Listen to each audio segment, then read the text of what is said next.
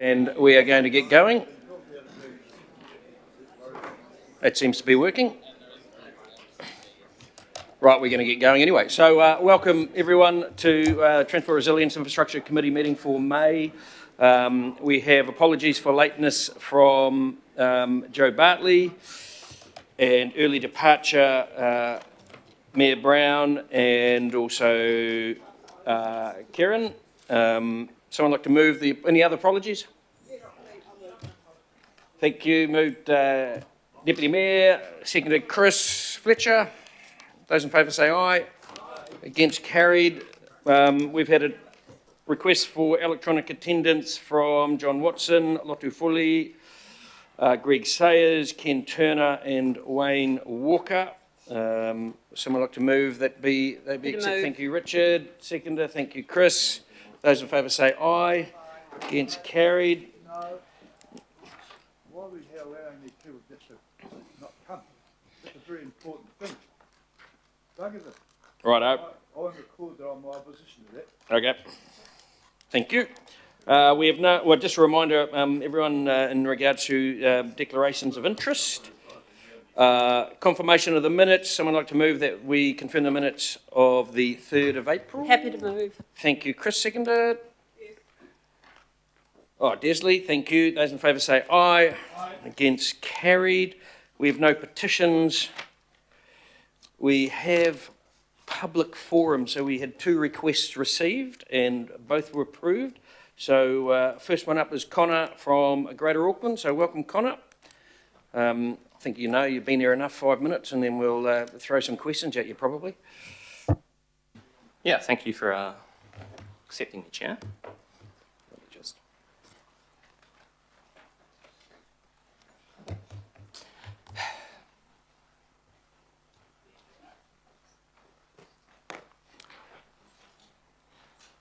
So kia ora. Hopefully you know me by now, but my name's Connor Sharp and I'm here today on behalf of Greater Auckland. There we go. So first of all, congratulations. City Rail Link is just around the corner. This is the culmination of a decade of vision and hard work, and also the biggest investment made by any council in infrastructure in New Zealand. I'm sure you're aware. It is going to be amazing. The stations look incredible, and it will be transformational for Auckland. So to make the most of Sea Rail from day one and maximise its value, Auckland Council have approved a series of plans and programs that changes the way our city works. Some of this work has already happened. It's gorgeous, it's popular, and it's working. Downtown Auckland and the waterfront are the best example, and they're humming. So one of these Sea Rail readiness projects is the Karangahape Precinct Integration Project, otherwise known as Project K. Project K has been under Auckland Transport's umbrella. In 2023, they went out to the public for consultation, and people loved it. They particularly loved the improvements to the urban realm, better transport connections, which were achieved by prioritising people, preserving local access for residents and businesses, and preventing through traffic, aka rat running. Of course, as with any project, there's always room to refine the design, and so AT carried out comprehensive engagement to work through the issues and realise the shared vision for this area. And so this led to a few adjustments, in particular around the Mercury Lane station entrance.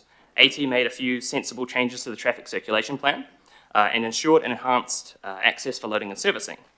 They also had a solution for keeping local access while warding off rat running, which were electronic bollards for the planned pedestrian mall on Upper Mercury Lane. These were good compromises. They addressed the genuine needs of locals while protecting the core vision and promise of change. And there was ongoing work on a few other minor details.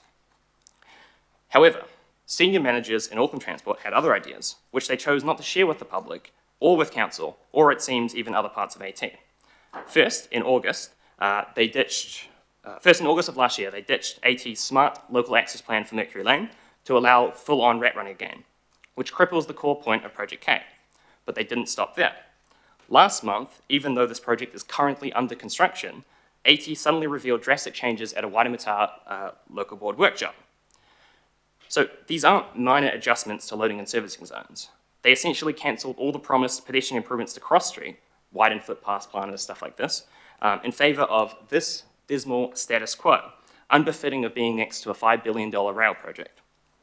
Worse, and we still don't really know why, the same people in AT also ditched the People First design for East Street and Canada Street, planning to remove the existing cycleway to bring back two-way through traffic. Altogether, these changes would effectively kill the core point of the entire project, changing this area to stop rat running and improve the urban realm for people ahead of CRL. As we understand it, this all happened in March and April, behind closed doors, at the behest of a few people, with essentially no discussion with the local business association or even nearby residents. This is a shocking abuse of process. You have widely consulted and strongly supported plans designed to realise the benefits from day one, not just Project K, but high-level area change strategies, like the Karangahape Road Plan and the City Centre Master Plan. AT exists to deliver this high-level stuff from Auckland Council, and the Project K team in AT was doing a good job at this, yet specific people in AT senior management just threw it out. The thing about actions like these is they create a crisis of democracy by undermining the big picture thinking that leadership that council aims to provide. They also undermine people's faith in council, in you, and in the process of consultation. Why bother to have our say on anything if the rug can be pulled out like this? We've been contacted by hundreds of people expressing this frustration and lost trust. It's also something that you heard last week from Scott Pritchard, Chair of the City Centre Advisory Panel and CEO of Precinct Properties, and I have his quotes here if you want to hear them again. Project K is probably the most egregious example of this, but it's not the only one. This is a pattern.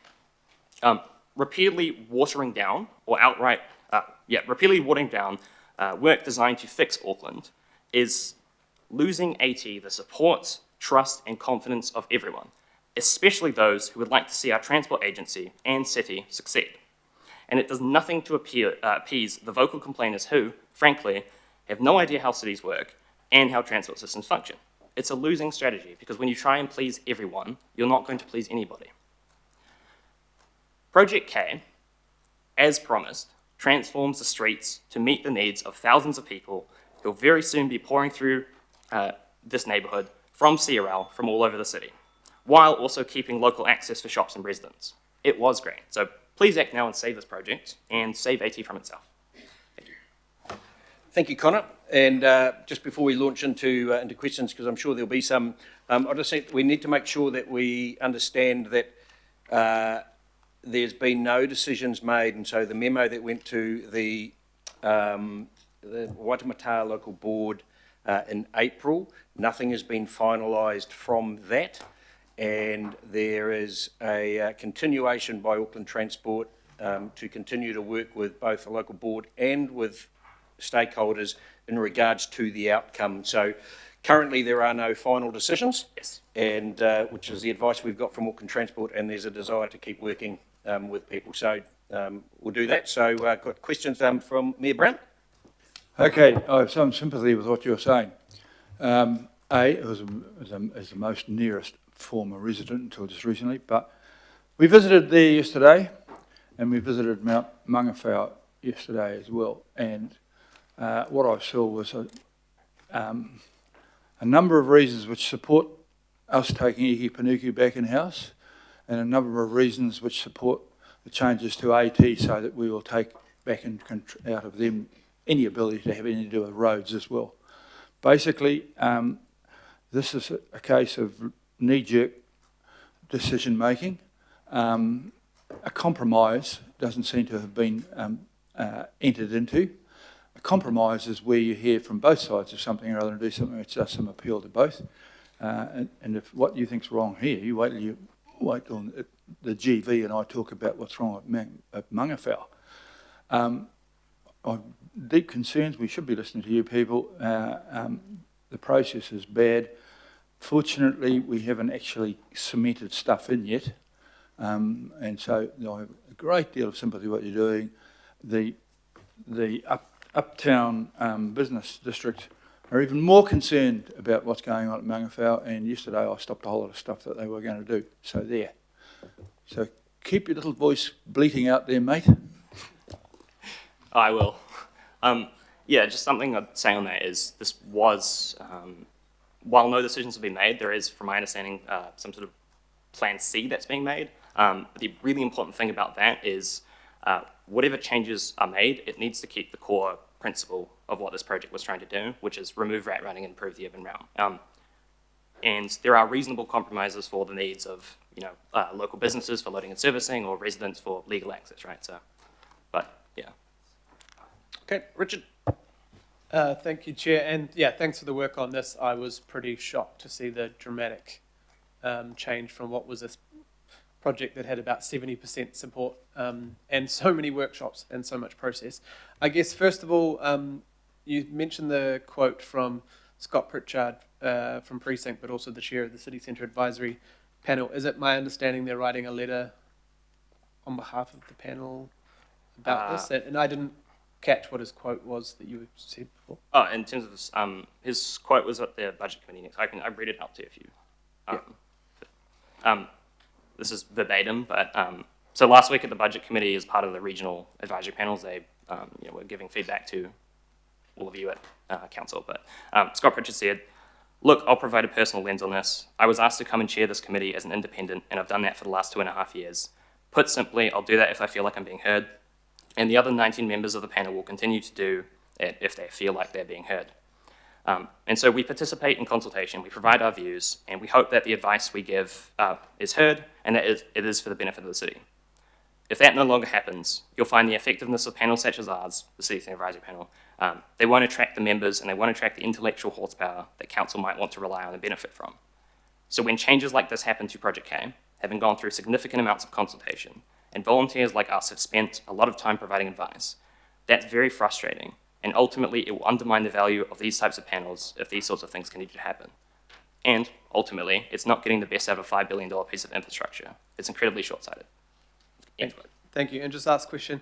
The obviously the decision to allow cars up Mercury Lane, which actually was not the case pre this project, was made last year. I still disagree with that. But are you talking about that the Greater Auckland and many still oppose that decision as well as these new changes to the neighbourhood? Yes, so it is important to separate the two decisions. From our understanding, they were made by the same people in AT for probably along similar lines. The pedestrian wall decision was a bad idea then, it's still a bad idea now, based on other examples in the city centre, like Freyberg Place, where you go through consultation, you decide to open as a shared space, and then less than a year later, you have to go through that consultation again to then pedestrianise it. It will happen on that lane. However, the more recent stuff, even though no decisions are set in stone, is a lot worse in the sense that it's breaking a lot of the processes. The decision last year was technically in the remit of AT, but the stuff that has been blown up last month, I would wonder how much of the internal process of AT is broken, how bad it is in terms of going through consultation and then rug pulling something like this. And so it's important that whatever solution comes out of this, it is keeping the core of the project while addressing people's needs. So, yeah. Chris, Darby. Thanks for this, Connor. Connor, have you caught up with the Waitemata local board? I understand they were in the area yesterday with AT. Have you had any feedback from them since yesterday? Not since yesterday. But you have been talking to them? Yeah, I've been talking to a few different members. I haven't spoken to the board as a whole or anything like that yet. If we distill this down, rather than talk about the detail, what you're bringing to us is that the crux of the issue is there was considerable consultation, there was really solid feedback, and an outcome was agreed to in the recommendations, and your organisation was up for that outcome. Yeah, there was considerable agreement on the broad, premise of the project, which was removing through traffic and improving the urban realm. There's always going to be minor adjustments you have to make in projects. Yeah. It's really important, I think, to, I'll word this. The really egregious part of this is that you go through an entire process of consultation, you have all these, sort of high-level plans, and that is being broken when these last-minute changes are tried to be put through, right? And that is really the biggest issue here, as well as the fact that this project is going to be watered down. So we would honestly support going back to what was consulted on. So your concern is, in this instance, it's about, possibly Auckland Transport. Well, it is Auckland Transport. I think I've heard the words buckle or weaken or, to a few noisy voices. But does this extend to other projects as well? Now, I know that's not why you're here, but I'm actually inviting you to comment because in this instance, Auckland Transport has come under the microscope. On Great North Road, there's been political suggestions put to Auckland Transport to do things differently when that has been well consulted on. The same for Point Chev Miola. Is this an issue that you think needs to be addressed both at executive management of Auckland Transport, Auckland Council, and politically as well? Once a project is actually over the line and it's got momentum and it's got the communities and public generally on board, and there's always going to be some, different views, that we should actually deliver the project. Yes. Generally consistent with what the final recommendations were post-consultation. Yes, would agree a lot with that. Great North Road is a good example where, as far as I understand it, there have been engineering changes to this project that's, half built or half underway, which I don't think were in what was consulted on. But when you sort of get into the project delivery stage of any project, regardless of what it is, it costs an extraordinary amount of time, money, and resources and energy if you start changing big things about it. And when those contracts are signed and when shovels are in the ground, that's when you have to go. And so when whether it politically or otherwise, or within AT, when this stuff gets meddled with, it really, it delays projects, it makes them go over budget, it does all of these things. So, yeah. Chris Fletcher. Well, thank you. Thank you for your advocacy. And my question is possibly slightly off topic, but I do want to acknowledge the long-standing advocacy that you have brought to the CRL. The CRL has taken decades in the advocacy department. The concern that I've got, and I'd like to know the view of Greater Auckland on it, is do you think we've had sufficient oversight on this project since 2017?